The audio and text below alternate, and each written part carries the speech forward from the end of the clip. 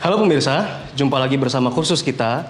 Kali ini saya akan menjelaskan langkah-langkah apa saja yang dibutuhkan dalam memeriksa atau memperbaiki fungsi sistem penerangan, meliputi penyetelan penyinaran lampu depan serta kelistrikan bodi pada sepeda motor. Penasaran kan bagaimana caranya? Yuk, ikuti saya.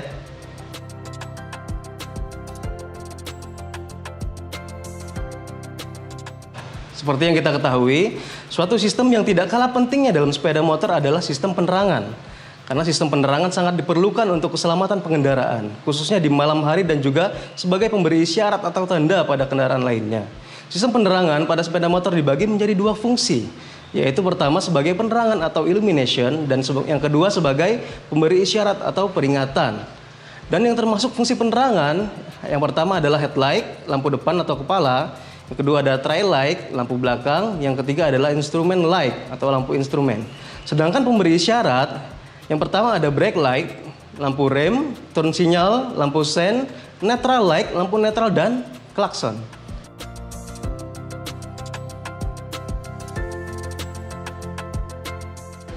Ya, adapun alat-alat yang akan kita gunakan dalam pembongkaran sistem sepeda motor atau lampu penerangan ya. Ini yang kita gunakan pertama adalah kunci pas. Ya. Kunci pas ini kita bikin satu set ukuran 8 sampai dengan ukuran 24. Gunanya untuk membuka dan mengencangkan mur atau baut ya yang berbentuk heksagonal atau segi 6. Yang kedua ada kunci ring ya. Bisa kita balik ya. Kunci ring juga satu set ukuran 8 dan ukuran 2 sampai ukuran 24. Gunanya untuk membuka dan mengencangkan mur atau baut ya yang berbentuk heksagonal atau segi 6.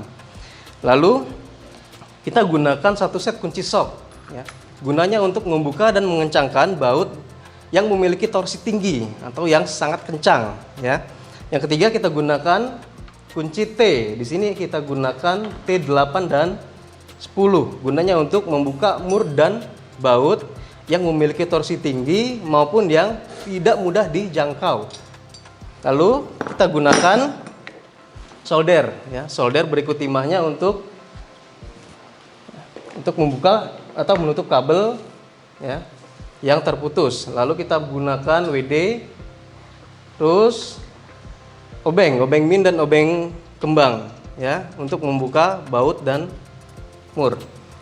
Lalu alatnya kita gunakan avometer, biasa juga disebut multitester atau multimeter ya. Ini kita gunakan yang digital.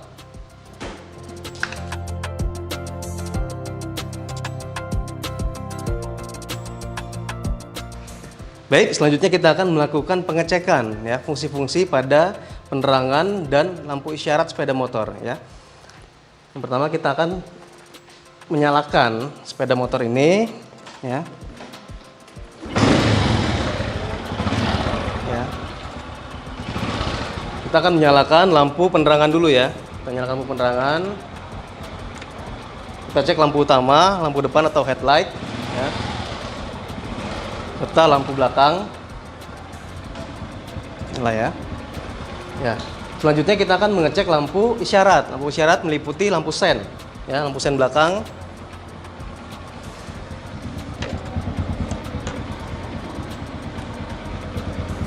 Ya, nyala. Lalu lampu sen ke arah kanan. Ya. Selanjutnya kita akan mengecek kinerja dari klakson. Ya. Saat ini klaksonnya dalam keadaan normal.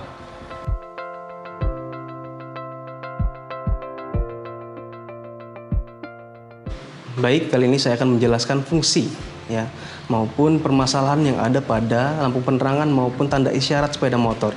Seperti yang kita ketahui tadi pada motor yang kita praktekkan mengalami fungsi lampu dan isyarat dalam keadaan normal ya.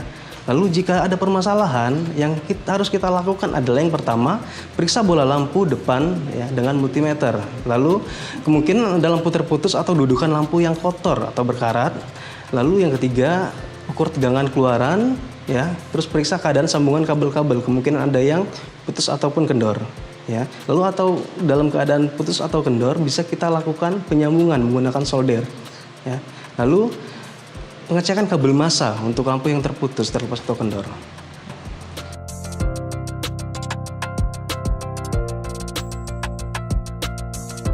Baik, kali ini kita akan melanjutkan fungsi klakson. Tanda suara pada klakson bekerja berdasarkan pada membran atau getaran pada membran yang bergetar karena elektromagnetit yang terjadi pada lilitan yang terdapat pada klakson.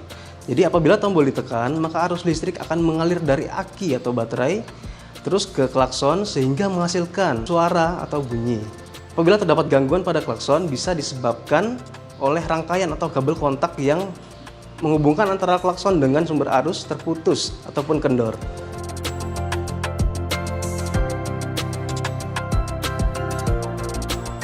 Ya, baik, selanjutnya kita akan melakukan pembongkaran pada bodi sepeda motor.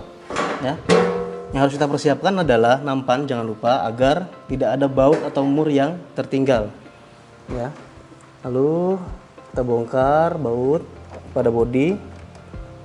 Ya.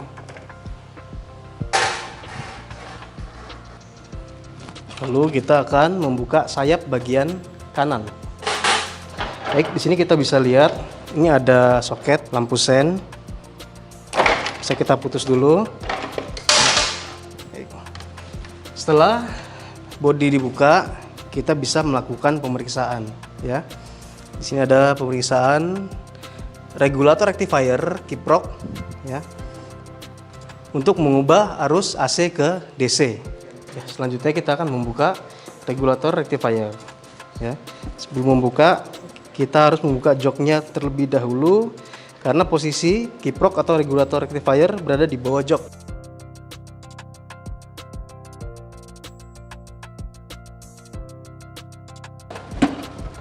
Baik, ini kiprok sudah terlepas.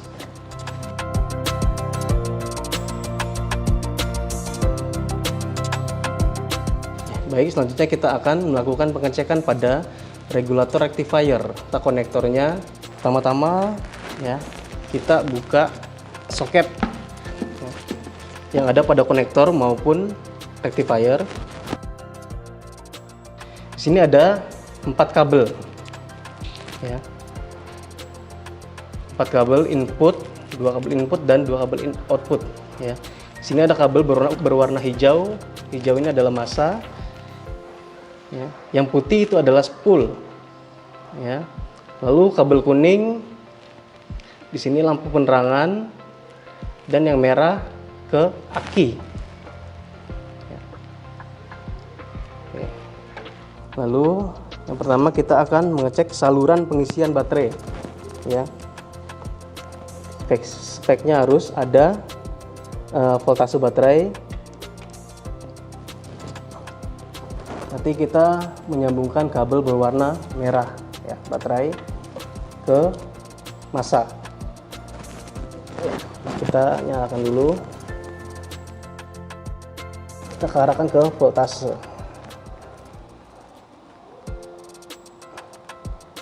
Oke. Kita sambungkan kabel berwarna merah dengan berwarna merah di sini ya.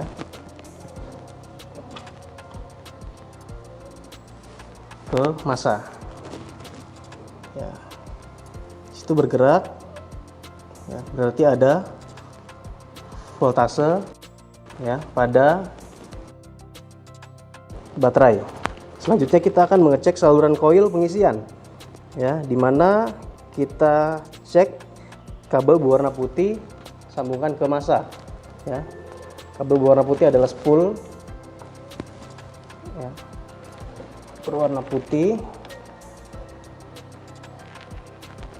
ya, karena di sini standarnya 0,3 sampai dengan 1,1 ohmmeter, kita alihkan ke ohm.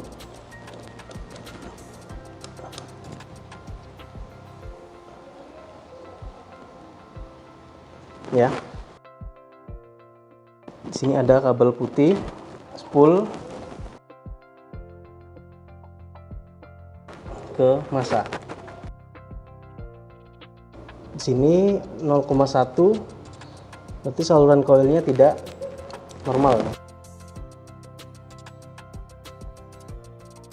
Selanjutnya kita akan mengecek saluran massa. Saluran massa itu adalah warna hijau dan massa.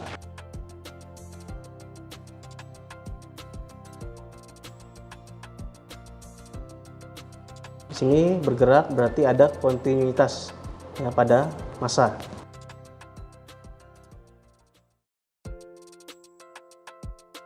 Baik, jika semua komponen sistem pengisian normal dan tidak ada hubungan longgar pada konektor atau regulator, maka regulator dalam keadaan baik. Tetapi jika ada yang tidak bergerak, ya, tidak ada tahanan, maka regulator harus diganti.